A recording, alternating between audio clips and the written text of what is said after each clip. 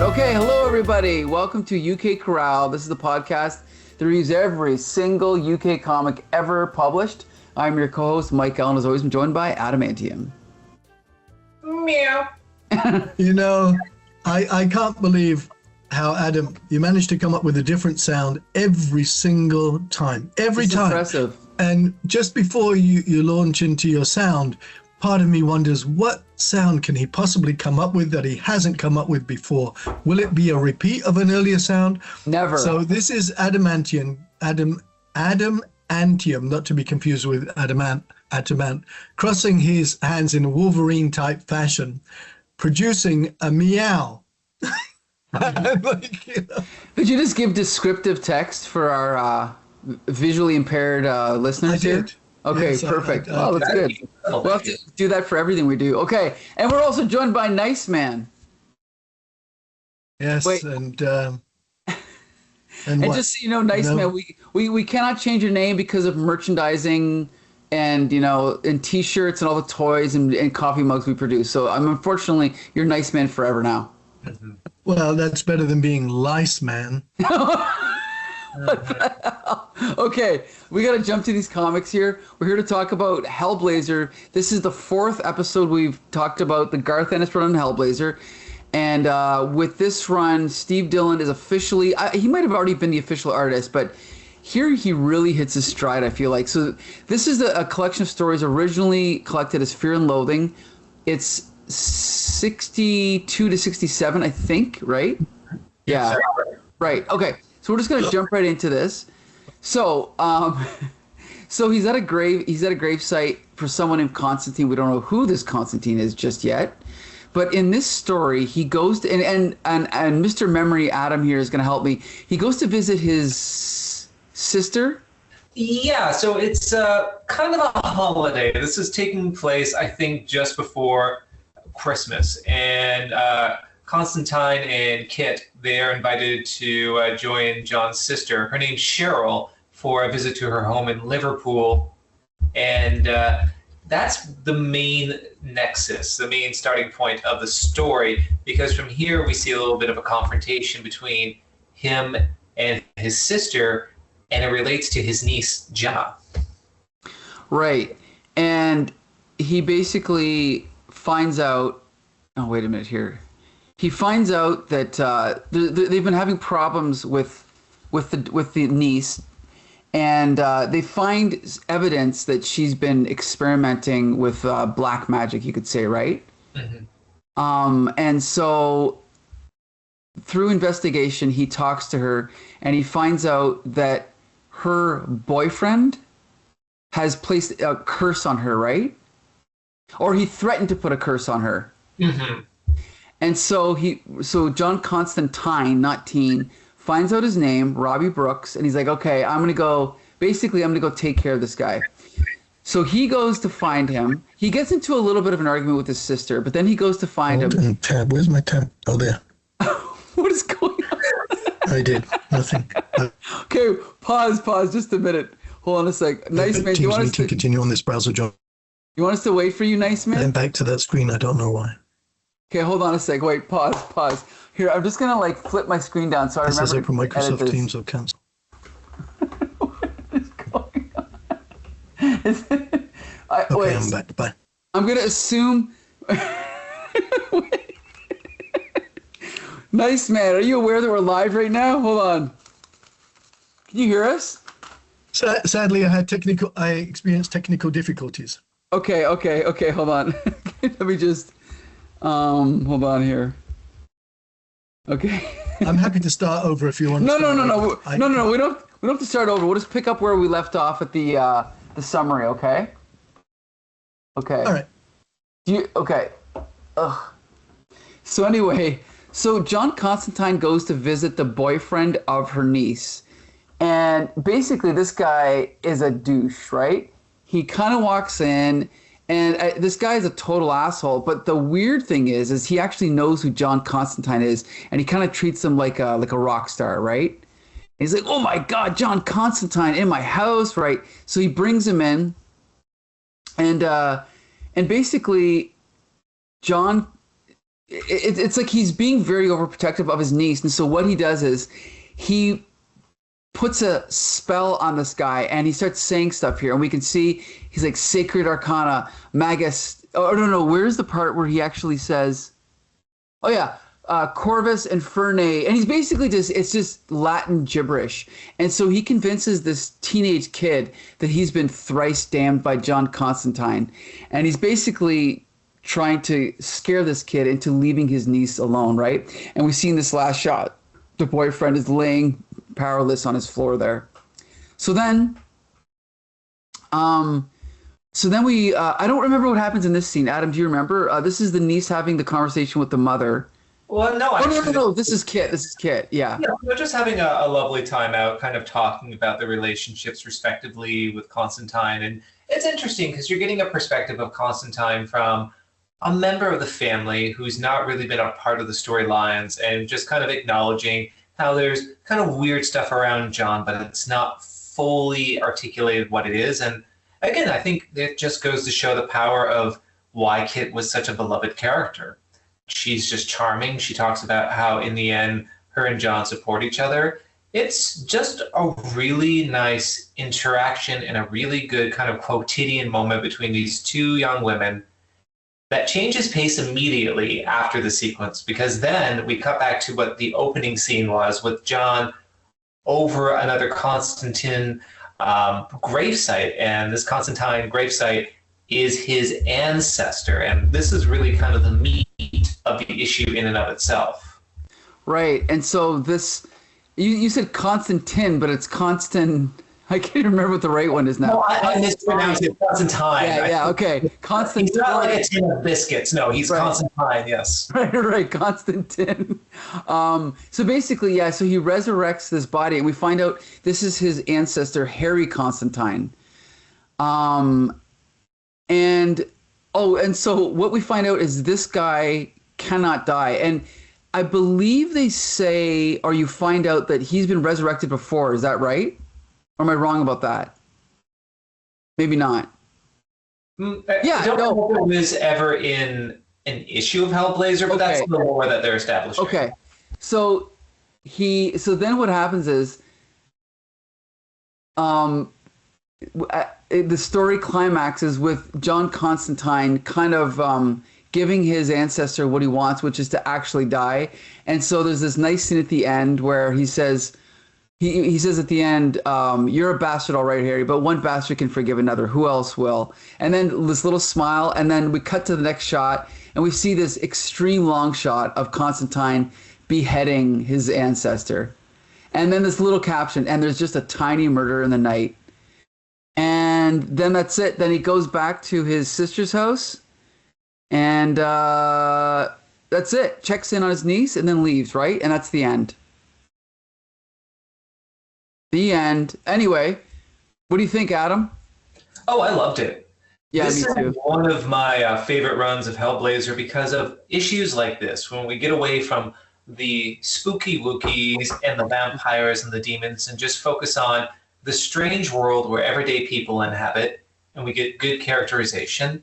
And I don't think a plot recap actually does justice to why this issue is so good. You're right. It's very introspective. It's all about John trying to find out through self-examination, who am I? Am I really a person that can be trusted, who can be loved? Because there's a lot of that notion of not only love from his family, but love from Kit as well, which is going to bleed over to a forthcoming storyline.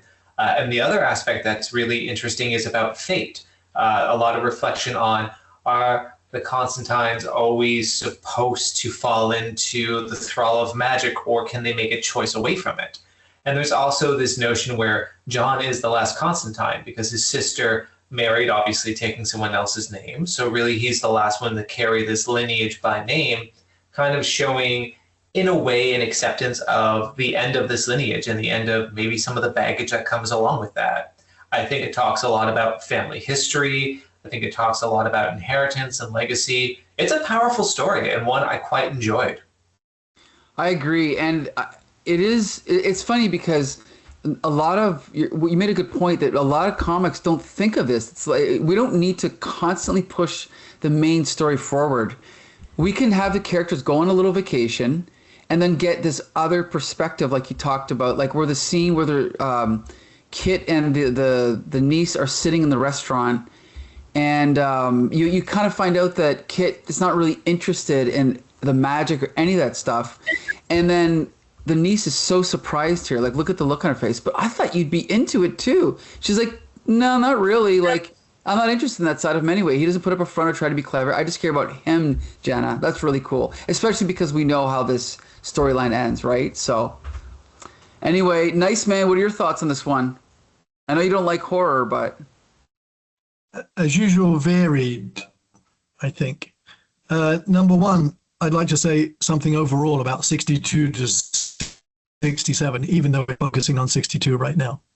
I never imagined that I could possibly enjoy Hellraiser as much as I did reading these. Every issue went by, my happiness, my, what can you say, enjoyment level went up and up and up and up. By the time I got to the end of 67, I'm thinking that was great, really great. And I'm so glad that we read them. I don't like horror stuff for horror's sake. It's always been like that. That's why I love the original X-Men, because when I first read them as a kid, I felt that first and foremost, they were those individual characters, Scott and Jean and Hank. And I just, that came first. And the fact that they are Angel, Cyclops, whatever came second. And so, with this whole 62 to 67, it's great. It's not about horror for horror's sake. And you know what? The scene where you see the ancestor, the skeletal ancestor getting decapitated so he can finally rest. What did Steve Dillon do? He showed it from a distance. Maybe Garth Ennis requested this, I don't know. I think a typical crap horror comic would have shown you that in close-up, just to be sensational, just to be horrific. And, I'm sick of that kind of stuff. This is beautifully done. How can a decapitation be beautiful? This is beautifully done. Yeah. To your point, I just want to raise that we're going to see a scene much later on in this run that's very gruesome, which is a close-up of something horrific. But I feel that pays off by showing the horror and making someone feel very uncomfortable by what they're witnessing. In contrast to this is not done to look cool. It is something that's removed, a bit detached, that's a bit more artful. So, no, I think that's an excellent point about the use of the artwork in this particular run. Also, this is Steve Dillon's best artwork so far. I'm assuming it's because I didn't check, but he's inking his own stuff now, right? I think this art is really good. Like the line work on the faces is just, this is what I want from Steve Dillon. This is what I want from Constantine. This is great. Mm-hmm. Like that, like look at that face right there. That's great. I love that stuff. Because as we've said, Vertigo does not have a house style, but they do focus more on character moments and faces and body language rather than action, right? And like the Marvel or Image style of drawing, and like even this, like making this character's face completely different than John Constantine's face. Little touches like that I really like. And then we didn't say that at the end of the issue, the kind of theme is that he basically says, I thought I'd be admitting my life was a failure, wanting to end the line. No, I bucked fate. I beat it. It's no failure to be the last Constantine because no one else has to be. And he's kind of protecting his own niece from what his life is, right? So I just think that's really cool. And like you said, Adam, like, never mind the horror, never mind anything else that makes this comic great. It's just the intelligence for Garth Ennis to think to do a story, just a little one-off story like this, just to expand on other characters' understanding of the character and how he feels about himself and everything. It's just wonderful. I love it. Mm-hmm. I will say this. I know a lot of people enjoyed Preacher, but I hardly got a sense of who characters were in that run because I felt so much was done to be provocative rather than give good characterization. And this is quite the opposite. Right. I think the reason I fell in love with Hellblazer upon my first reading of it was that I really felt like I understood who Constantine was by the time I was done reading, particularly this run of it. And I think we're going to get a good insight into Constantine's character with this next issue. And I'll do a recap if you're willing, Mike. Sure, yeah. A little bit of a piss take of an issue, if you will, but one that I still enjoyed nonetheless. 40, named appropriately because this is about Constantine's 40th birthday. So what exactly happens in here? Well, we get to our usual shenanigans. Constantine is walking around. He's somewhat being introspective, wondering what's going to happen for this day. And a note is left for him by his love, Kit. And it seems like people just don't really acknowledge John's birthday. He's even phoning up some friends. I believe he's phoning, let me see, is it Chaz that he's phoning here? Yes, and it just seems like no one's really giving much quarter to his birthday, and he's feeling a little bit out. He's buying some alcohol for himself, and it seems like he's just going to have a day of usual John self-loathing. But he returns home to see his apartment full of all these figures from previous stories, and this is a surprise party. Imagine you had a surprise 40th birthday party run by demons, ghouls, gods, and weird creatures, and this is essentially what it is. And I love this type of fiction. It almost reminds me of that one episode of Millennium in which it's 3 demons in a diner, just talking about different ways in which they love messing up with humanity. Almost like a Twilight Zone episode in that way as well. But with that said, we just get a series of interesting exchanges between John and these various characters. So some are familiar, some might be new to you, but in the end, what we just have is this great series of interactions from everyone from a foul-mouthed priest to a foul-mouthed talking rabbit. It's fantastic. And throughout all of this, what I love is the introduction of some more stoic, serious characters. Like there's that one part where John is outside and he's taking a leak against the wall, and who happens to be there but the stranger whose shoes he just happens to piss upon. And Yeah, stranger, yep. Yeah, the Phantom Stranger, I do need to emphasize, because there's so many strangers in comics. But with that said, it's a kind of birthday greeting. And another birthday greeting is given by Swamp Thing. And I love this joke, because it's in a few pages. So in the Swamp Thing run by Alan Moore, Swamp Thing was able to generate himself from any form of vegetation available. And in this case, it's a piece of broccoli that's being served to the talking rabbit. I love that. Swamp Thing is trying to figure out why he was called to this meeting. He thinks it could be some sort of world-ending scenario indicating an invitation he received. And John's going, well, it's actually just my birthday. And in true irreverent fashion, as you would imagine from Ennis, what does Swamp Thing decide to do for John's birthday but magically grow pot plants so that they can all smoke up in his apartment? It is outrageous, right? Outrageous and ridiculous, and the type of natty humor I absolutely enjoy. So it's hard to do too much of a synopsis, because essentially what we're seeing is just a series of really great humorous exchanges between characters that we've been familiar with throughout the run of Hellblazer. This is kind of a great retrospective for anyone who's been reading since the first issue. There's a scene with this character who was in the last run, whose name I'm forgetting, unfortunately. I think it's Nigel, but he sticks a sticker on his back that says, "All coppers are bastards," as he's walking out the door. Love it, yep. And just more brilliant exchanges like that. And in the end, he's left by himself after this big drink up. The apartment's in shambles, and who happens to walk in but Kit? After this trip away, she goes in to see him blackguard, completely off the pall, and she looks at him completely soused in bed, going, "John, you seen the state of the place, wee lad? You're a freaking dead man." And again, it's an irreverent, inconsequential issue. Does it even do much for John's characterization?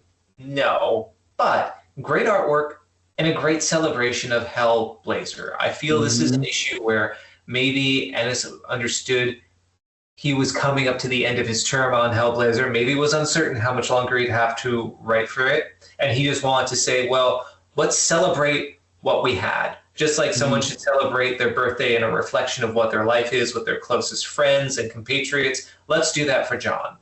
And it's a really great high note of levity before the dark storms about to come in the next part of the issues we'll be speaking of. Right.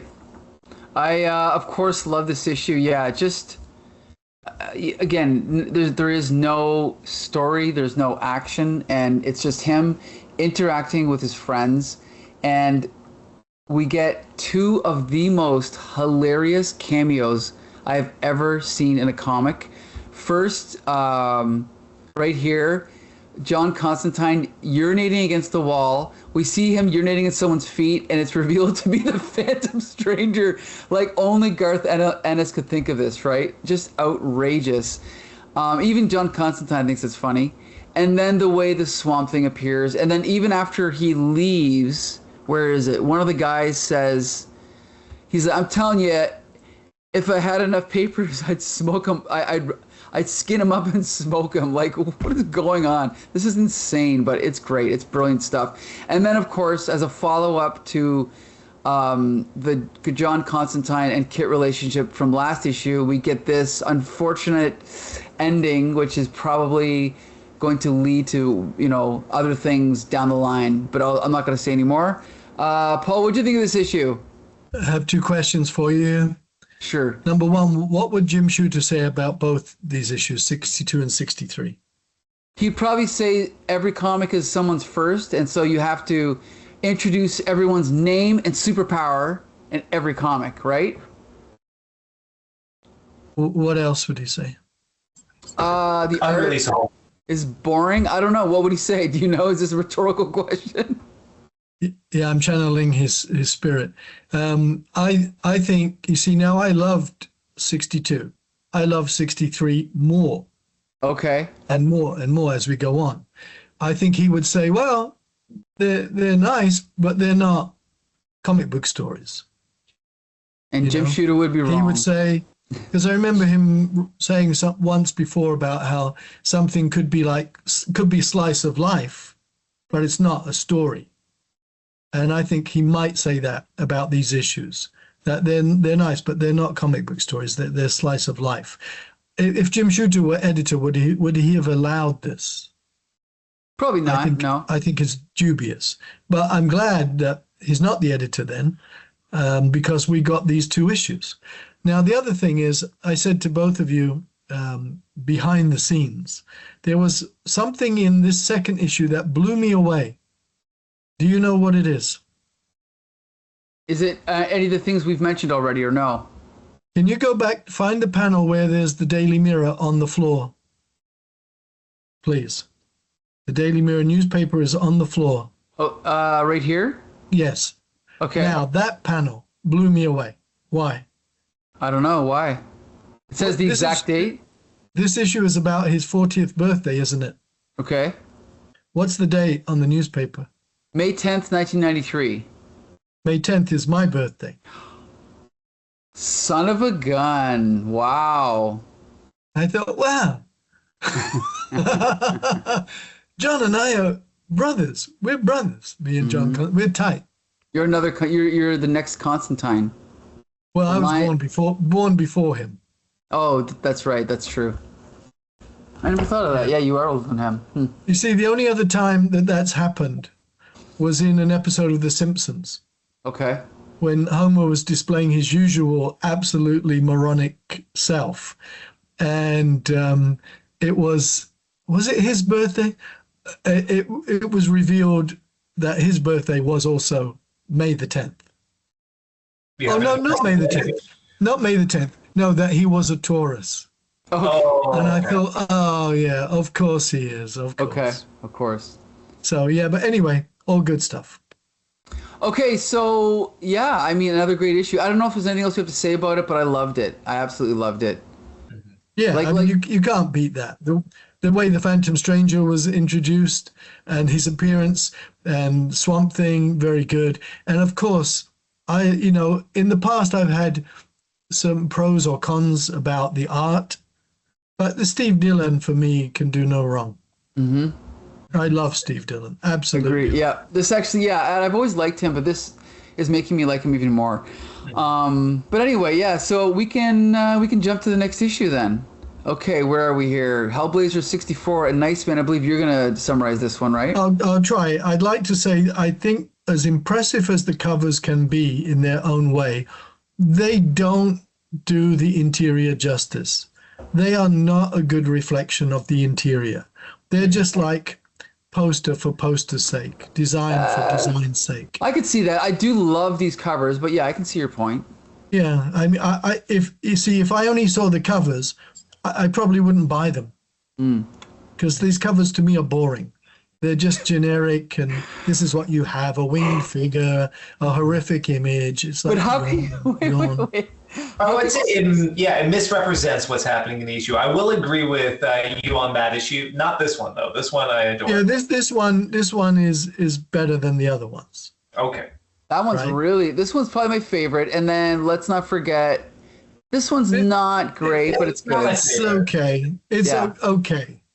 Yeah. Yeah. Yes. We'll But jump no, to I that. mean, I don't want these kind of poster-like, pop music album cover design. No, just Very no. Judas Priest. Yeah. Yeah. Yeah. All right. So here we are, the third issue, 64. And I said it keeps getting better and better. And here we are back at that men's club, that exclusive men's club for toffs in London. And of course, our Gabriel, the Archangel, Gabriel is still hanging out there, but he's greatly troubled by his relationship with his daddy. And we get a bit of background on Gabriel and so on, but he's just a very conflicted soul right now. What is he conflicted about exactly? Can two of you sum it up better than me? He's kind of not doing what daddy wants or something. Do you remember? Adam? Essentially, he's having moments of doubt from temptation.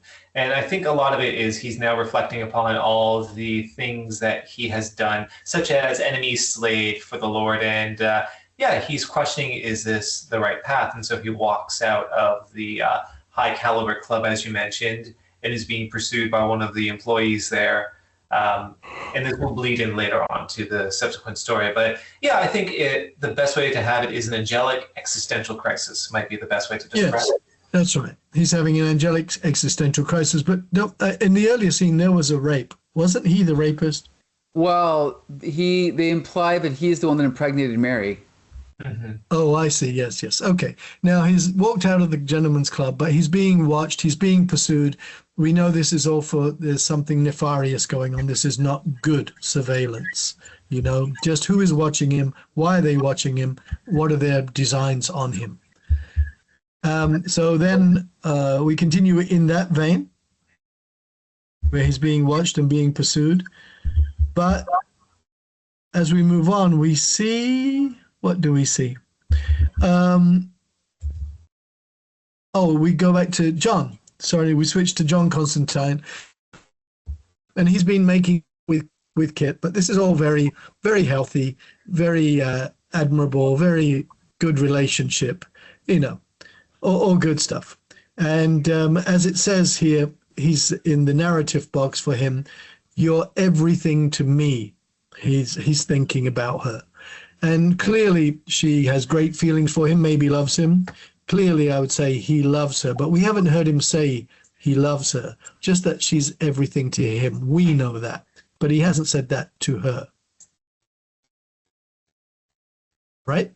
Mm-hmm. And then Gabriel's still being pursued, but then he bumps into this woman, and she's very meek, very demure, very polite, very sweet, and he's a bit haughty, and so she gets quickly, easily upset with him, even though she's very sweet. It shows you just what an ass he is.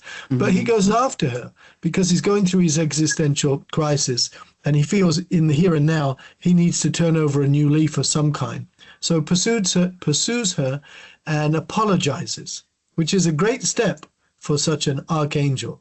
He apologizes. I'm sorry. We said, okay, humility is dawning on him. He's becoming humble. And this woman, even though she's just an ordinary woman, just may be the angel that he needs. because she now clearly not much an angel as we are.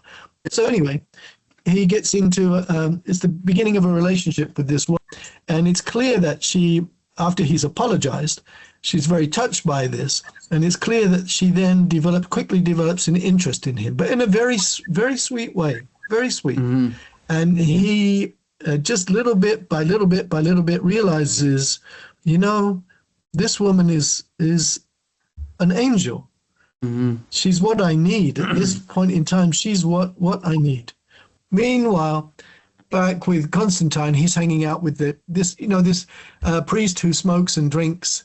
This priest, is he a bit of a perverted priest or corrupted priest? I think so, isn't he? Oh, they call him more of a corrupted priest rather than perverted, but he's a recurring character who's been in Hellblazer before. I think prior to the Ennis run, his name is Rick the Vic. Yeah. So a bit of a corrupted priest, but another one of the good range of characters that make all these issues so interesting. And but then he's having a drink with the priest, but then he's joined by a couple of local characters who happen to be black, which is important because because of what's going to come later. And the guy he knows is introducing him to his brother or somebody he hasn't seen for a long time. He knows them from the neighborhood. Mm-hmm. And they're telling him about some trouble that's been going on, some racists burning down the house, leaving a cross. It's all kind of Ku Klux Klanish stuff going on in London. And as the priest says to John, did you help him? And Constantine says, did I bollocks? Which means no. But he didn't help him. Why didn't he help him? I don't remember exactly. But anyway, there is this problem with racism, racist National Party. Here they're talking about like National Front, but the National Front was prominent at the end of the 70s. I'm not quite sure what they're doing here in the very early 90s. When did this issue come out? It was 93. 93. Yeah, so I would have thought by that time National Front wasn't any big deal. In 70, 79 it was, absolutely. But anyway, so he's talking with the two brothers and the priest, and then he gets a call, but the barmaid has a liking for John. And this is interesting because she's basically, frankly, offering herself to him, like kind of for the night. And she says, does he fancy a little celebration? Mm-hmm. And of course, she knows what she means. And he then turns to everybody and says, hey, free drinks on the house. Thanks so much. Which is very funny because then she's kind of horrified. That's not what she meant. Meanwhile, Gabriel and the woman, the sweet woman, they're getting along very, very well. But Gabriel's still being kept an eye on by somebody connected with the Gentleman's Club. So this is, obviously a hint of danger down the road. But at the moment, he's feeling better and better and better because he's got this woman by his side. And he's almost confessing to her exactly why he's troubled, what it's all about, without actually saying, I'm the Archangel Gabriel. He's just putting it in human terms. I've had blow-ups with my father and this, and I'm questioning this, and I'm questioning that. And he's showing a very vulnerable side. He's becoming a very sympathetic character, isn't he? Mm-hmm. A very likable character. He's owning up to his mistakes. He's getting in touch with his humble side, and we can only say good job. And this angelic woman is bringing it out of him. This is a relationship made in heaven, really. Mm-hmm. Okay, so then they leave the club and they move on, and he mentions about Constantine, and the man who's keeping an eye on him is still keeping an eye on him and apparently listening in to whatever it is that he may be saying. So they're linked. They're all linked these characters to Constantine. Now, Constantine, he's strolling along, thinking about, just, in inner thoughts. But then Gabriel, I think by this point, he said goodbye to the woman, hasn't he? Because he's alone now walking along the street. And he's being propositioned by a hooker, I believe. Now, he doesn't say anything to her when she asks him, are you lonely? He doesn't say anything to her. He kind of walks by her, but after he walks by her, she's tearful. Why is she tearful? I don't know. Oh, I think it's because she's seen the radiance of his angelic form, and so it's almost like she's in a state of ecstasy. Yes, because in the panel before, it's like he's a nuclear glow. He's got a nuclear glow to him. Nuclear. Right? Yeah. Ethereal and so, like you say, angelic. It's a radiant energy because he's happy. His soul is being purified. Mm-hmm. Inside he's atoning for his sins, and it's a kind of religious, silent religious ecstasy that she's experiencing.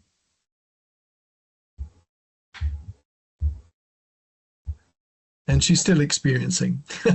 But then back at the men's club, we find this bastard, Patterson, and he's the one who's been ordering the surveillance. He's the one who really wants to stick it to Constantine, because he needs Gabriel in the club, doesn't he?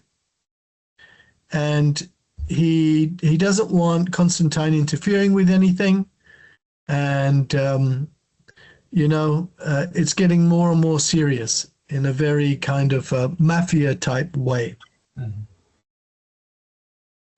And, okay. Sorry, this Patterson really, why is he so upset? Because he's a main guy in the National Front, in the fascist movement. Mm-hmm. And he wants to get to Constantine. He knows Constantine has a girlfriend, Kit. He's ordering the underling, take care of it.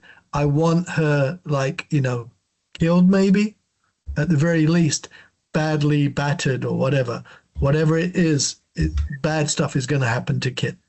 And we remember that she doesn't want anything to do with John's other side of things. But Patterson, he's a modern day Hitler, would be Hitler. And it's a pretty scary cliffhanger, this one. It really makes your stomach churn just to wonder what's going to happen, right?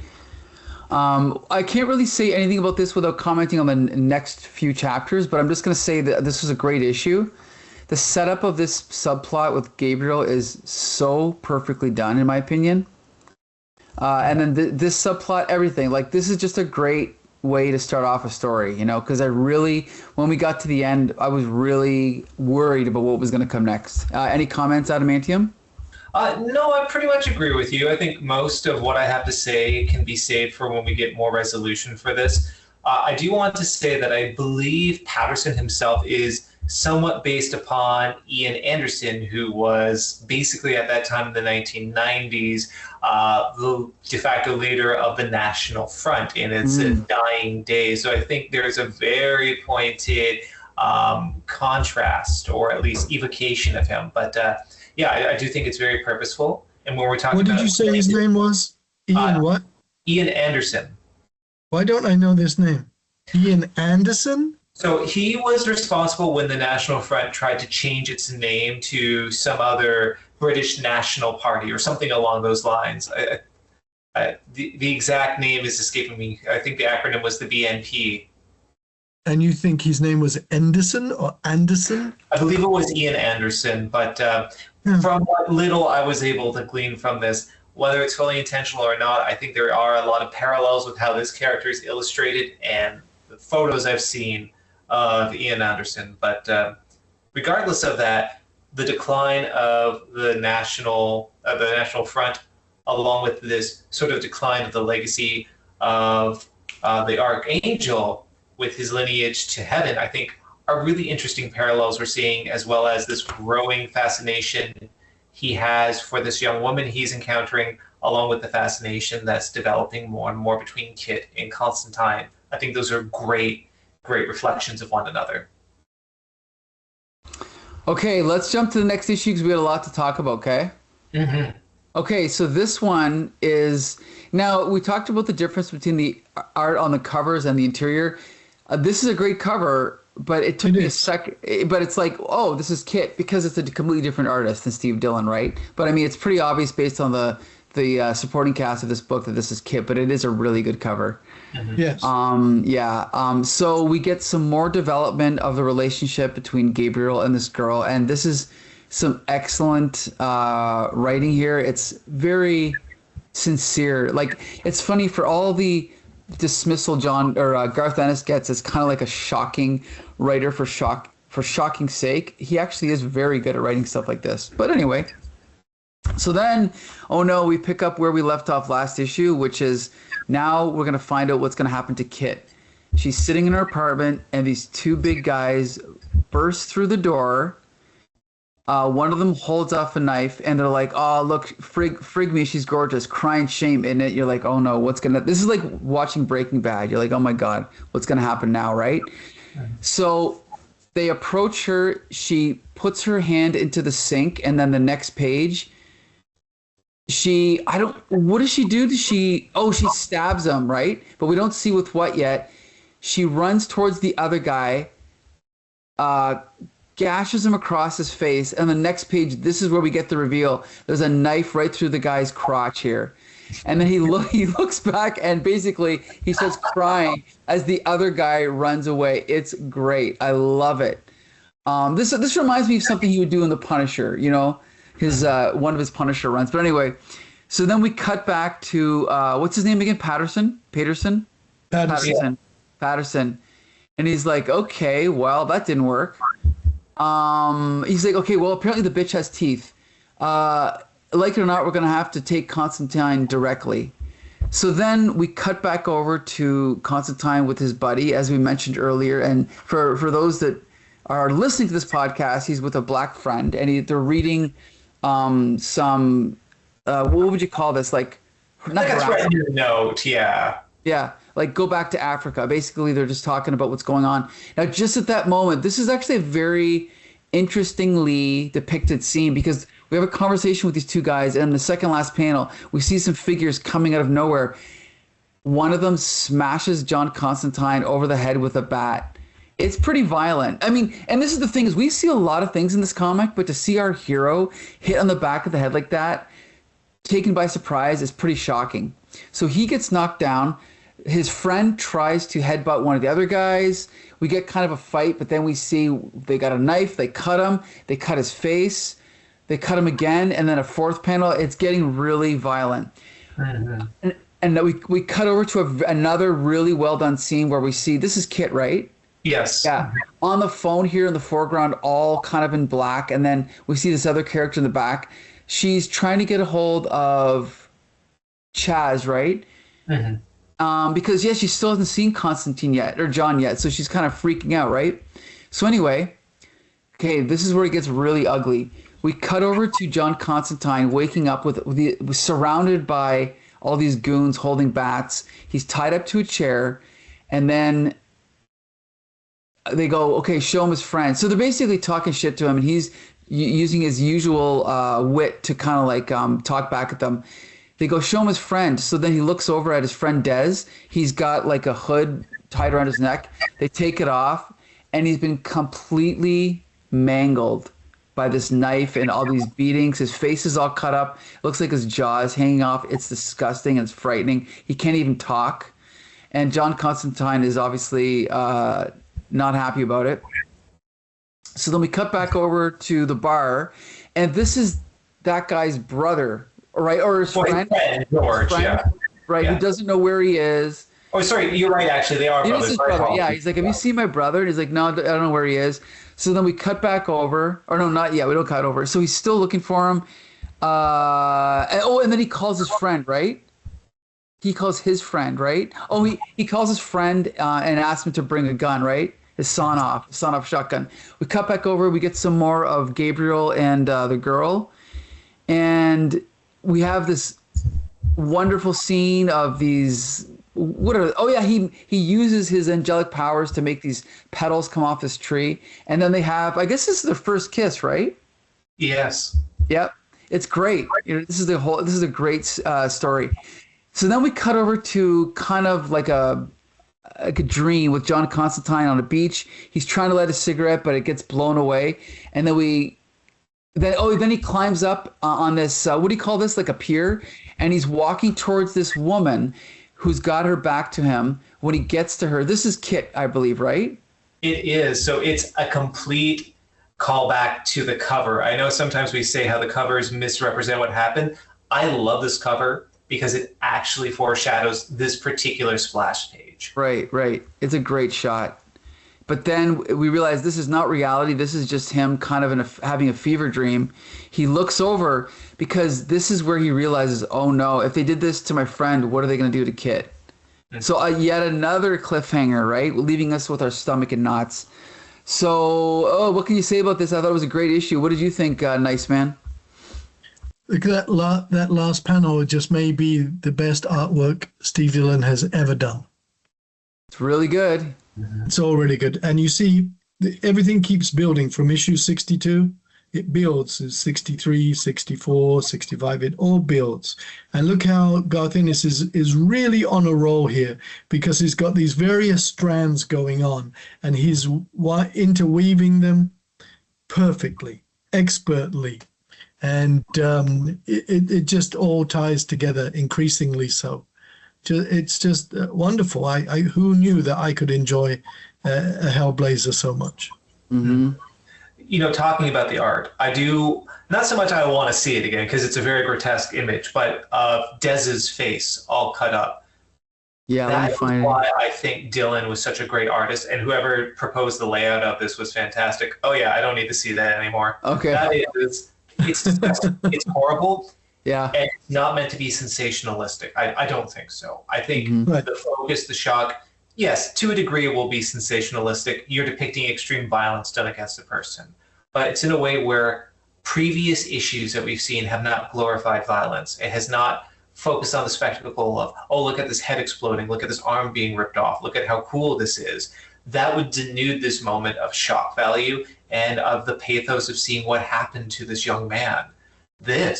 You fully feel the barbarity of what happened to him and the brutality of what these white National Front people have done to this poor young man. And I think there is a power in that. There's an intelligence in withholding that sort of grotesque imagery until something like this, where it happens to a person.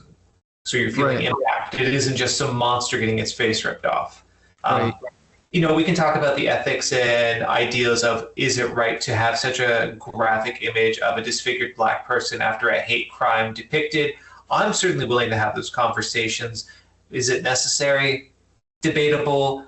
Is it impactful? It definitely is. And in terms of a mainstream comic talking about the right wing and the racist sentiment on the underbelly of the UK in the 1990s, I can't think of too many other comics in the mainstream that were talking about those issues. I agree 100%. I think it is necessary because to show the consequences of that racism, right? I think it's very important, personally.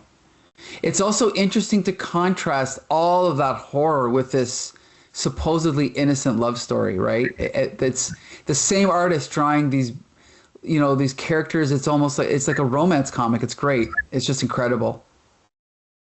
Anyway, okay, we've got 17 minutes, so let's jump to the next one, right? Whose turn is it now? Is it you, Adam? I will do it, and we open up pretty much where we let off.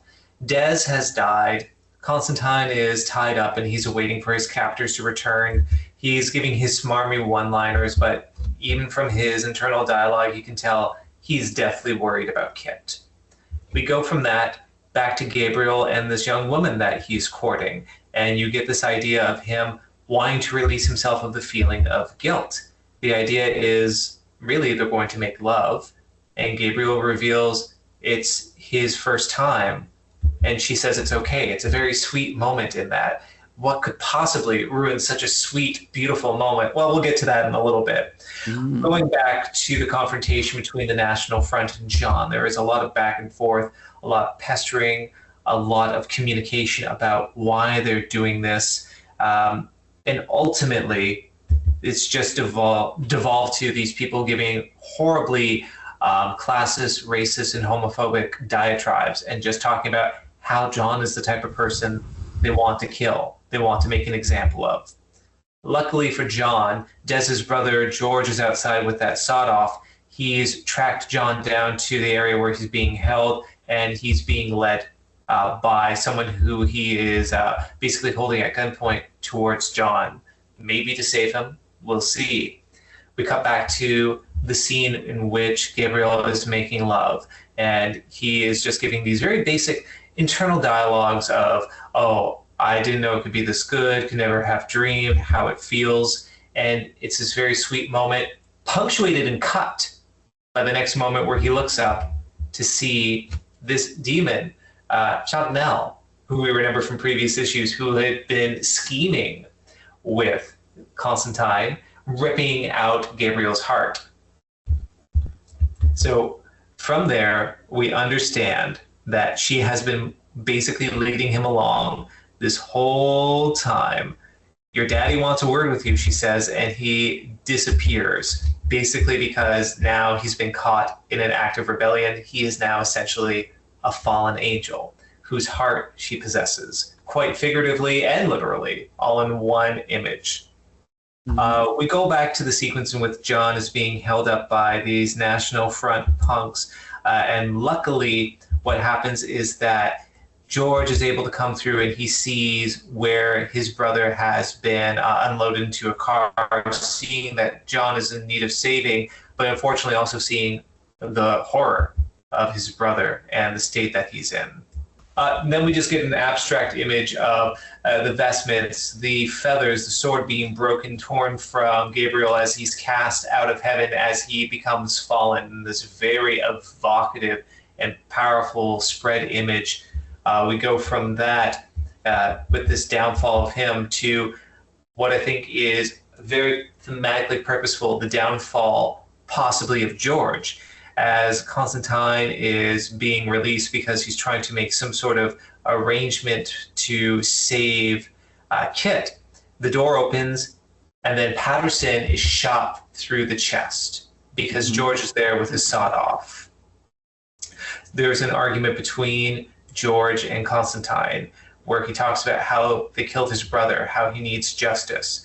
And Constantine goes, I had this bastard, I had him eating out of the palm of my hands. I was going to take him and his whole pack back, bastards back to pieces. And George doesn't abide by that. He says, screw you, Constantine, and shoots his head off. Don't you ever judge me, he says as he walks away, showing a moral impasse, a failing. Was Constantine right to try to manipulate these people, or was this playing into their game? And ultimately, regardless, he wasn't able to save Dez. But Constantine walks away, unscathed again, to return to the apartment to confront Kit. And this is one of the most heartbreaking things, this fight between them. This is what should have happened with Spider-Man and Mary Jane decades ago. No deals with the devil, no separation. Why can't these two be together? Because ultimately, you can't keep the lunacy away from the one you love when you're embroiled in this sort of stuff. And Kit knows ultimately, and she says as much, you can't step away from this stuff. You brought me into this, and look at all the blood on the floor. It's a very sobering and very dark moment that is contrasted once more with what we're seeing now as Ellie is along with Gabriel, who's fallen, his wings asunder. Basically, what they happen to say is, we caught you. Constantine planted a seed of doubt in Gabriel's head issues and issues ago, to where he would doubt his father. And it was a logical conclusion. They knew he would fall. But what they planned on was taking his heart. Because by doing that, he's not being cast down to hell. He's not going with his brethren, fallen angel. He's being kept from it. And basically what happens is Constantine is holding him in a type of stalemate or hostage. He will be using Gabriel later on, but in a very visceral and disgusting scene to allow Gabriel to live amongst mortals with the remnants of his wings that are burnt out of his back. He takes a chainsaw and cuts them off. And we have this very horrible sequence where Gabriel is walking around with this blanket around him with horrible blood stains emitting from the back, showing that John had cut off his wings, and now he is just now a derelict walking the streets of London. This is really good, but it's also it's interesting because during this love story we saw the whole thing from the point of view of Gabriel, and we were hearing his thoughts of how he felt about this woman, and then to find out that it was actually he was being tricked the whole time by, what's this character's name again? Chantal or Ellie. Right, okay, Ellie. And the fact that John Constantine is standing there, you just feel horrible for Gabriel, right? And then we get this next panel of John Constantine with the chainsaw. Not to worry, though, you just leave it to your Uncle John. Like, this guy, like, what a character, eh? Like, my God. Like, the depths and the highs that this comic can go to is just amazing. I love it. Nice Man, what do you think? I was genuinely shocked when I read this. Shocked. I was so absolutely, totally convinced that this woman was Gabriel's salvation. And that's where I was going, you know, in my mind and in my feelings about it. Yeah. Wow, this is going to be interesting. Gabriel is just an ordinary man with a very sincere, warm, sweet woman. So Garth Ennis and Steve Dillon did a masterful job. Masterful. You could say, well, I'm naive. Should have guessed all along. This too good to be true. But they portrayed her really well. You know, just a very down to earth, sweet, sincere person. And then suddenly, you know, his first sexual experience with this, you know, with a mortal woman, and suddenly she's ripping his heart out. I was like, what the what? That Also, was, yeah, great. The other trick is that she didn't really pursue him. She kind of bumped into him, called him a snob. So she really conned him. She made him come after her. It's brilliant. Yes, it's great.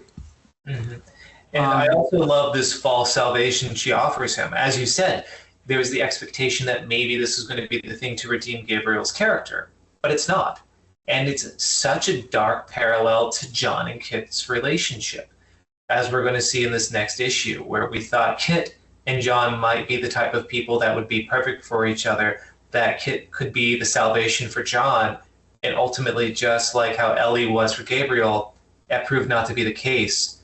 But unlike in this instance where Ellie was manipulating this situation to her advantage, this is all John's doing. Why? He could not ultimately be saved or find any sort of rest with Kit. And we're about to read what I think is one of the legitimately most heartbreaking comics I've ever read. And I think anyone who's gone through a really bad end of a relationship or a breakup, if you have an inkling of a heart, you are going to have this resonate with you. And whose turn is it now? Well, I'd say all of us, right? We've got 7 minutes. Why don't we go into this? As it says, end of the line, John Constantine lying on a tombstone with a supposedly empty bottle of booze in his hand. What could have brought him to this point? And then we go on, and I said we should all do it, and I'm just doing it, aren't I? That's fine. I just jumped in. You can go ahead. And then we go and see Kit, and what is it? She's leaving. She's leaving. So, you know, it shows that when he came back to see her, he thought, you know, everything will be okay. They can patch things up if there's problems. And she's like, no, I've had enough. I'm going back to Ireland. That's it. We're done. We're finished. And so he gets very upset about it, understandably. And I liked his reaction. They didn't just show him kind of like weepy and whatever. They showed him like, you know, getting hostile. in return. Where she tells him, you can stay here in the flat until the end of the week because she's paid for it. And he tells her, piss off. This is good. This is human. It wouldn't just be him standing there with his head bowed, even though he feels heartbroken. He's just lashing out. I thought this was great writing by Garth Ennis. It shows the sloppiness of human beings. And even in that scene, which could be a cliche thereafter, where she's throwing his items out the window at John out of the apartment, there's still something in the exchange which is very human, that is very sloppy and real, that does such a great job of communicating the visceralness of this breakup. So, in true Constantine fashion, he's not letting himself acknowledge how harmed, how hurt he is by this. If we go forward, Mike, what's happening? He tries to drown his sorrows. He goes to the bar. He tries to go on a pisser, but his sadness threatens to show itself on his face, so he struggles to hide it constantly. He thinks people are laughing at him, and in the end, he turns from this depressive state to anger. He decides to make an example of some young people that he assumes are making fun of him and becomes unnecessarily violent.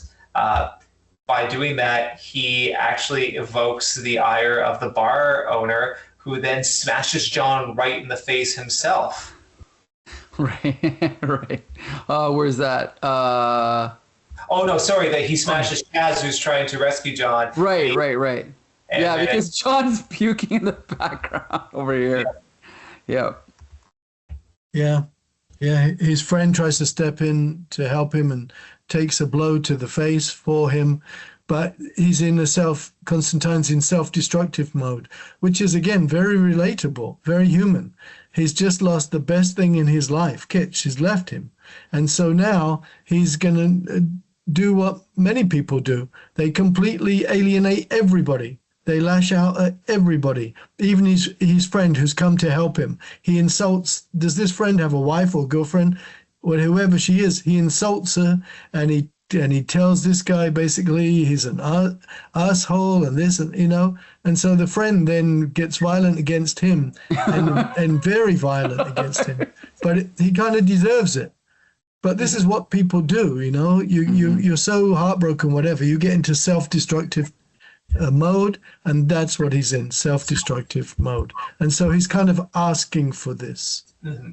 He just doesn't even beat him up. He shoves his head down a toilet. He puts him in the Yeah. And then Chaz walks out with the final word uttered towards Constantine being prick.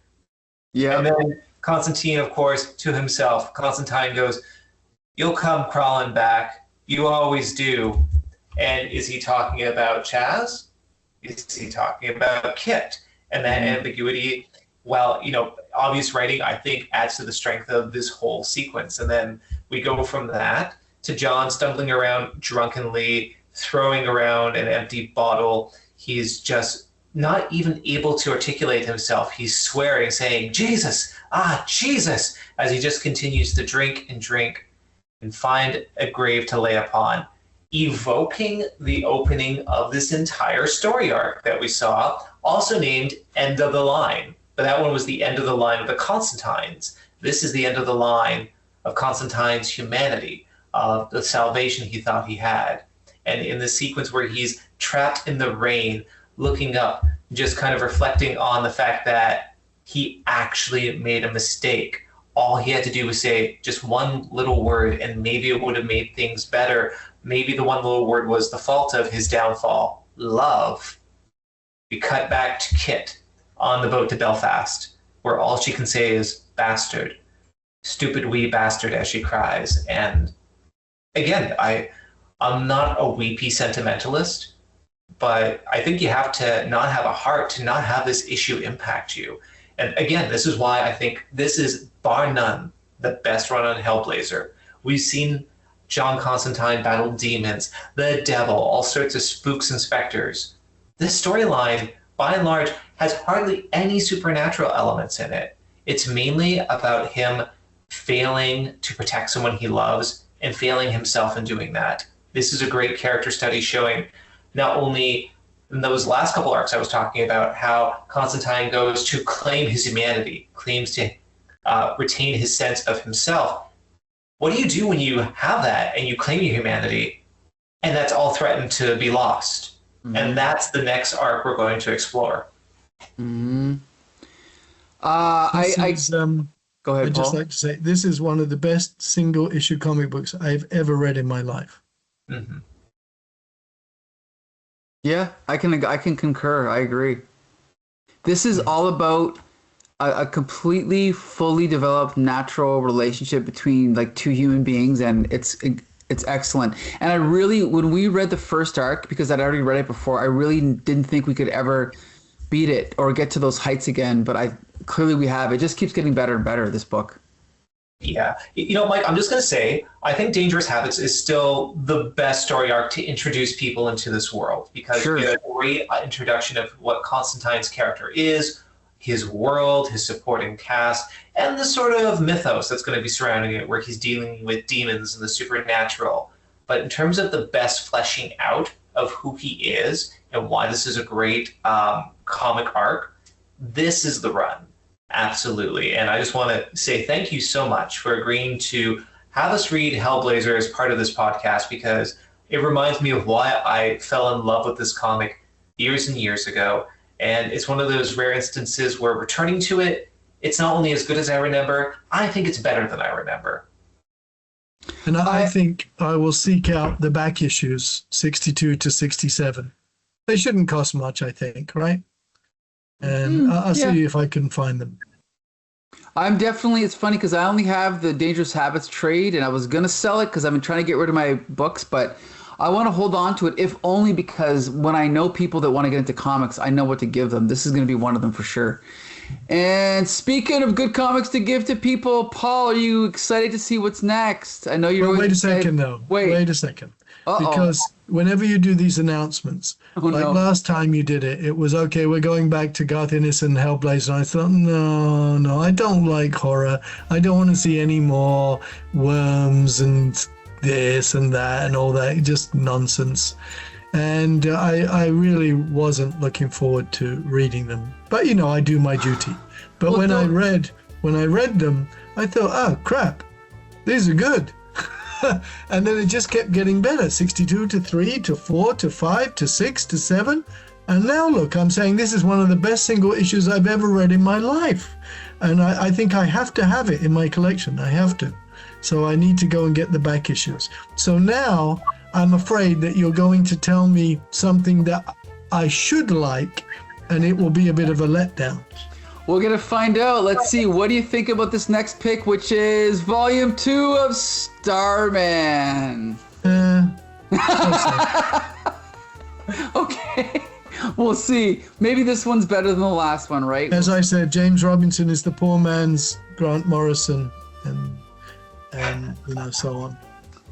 We'll see. Maybe this one's better than the last one, like I said. I mean, you never know, right? But we're going to give it a chance. Like you never know. Podcast. Right, exactly. You never know, because I had the same kind of attitude towards Hellblazer. Exactly. That turned out well. So you never know. What are we doing? Starman 7 to what? 7. I think it's 7 to 12, but I'll send you a link. Yep. 7 to 12. I think I'll send you a link. But maybe this comic will make you like superheroes. Who knows? Anyway, okay. I want to thank. Excuse me. I'm sorry. Before you do your thank yous, excuse me. This is maligning. This is misrepresentation.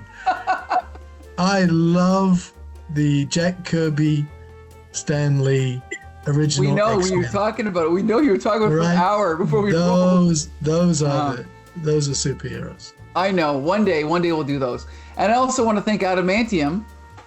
You can find all of our episodes at comicbooksyndicate.com or youtube.com. We do every comic ever written by a British writer. Be sure to join us. Coming up soon is our 50th episode. But before we do that, we're going to do Starman Volume 2, so be sure to join us next time. Till the next time, see you later.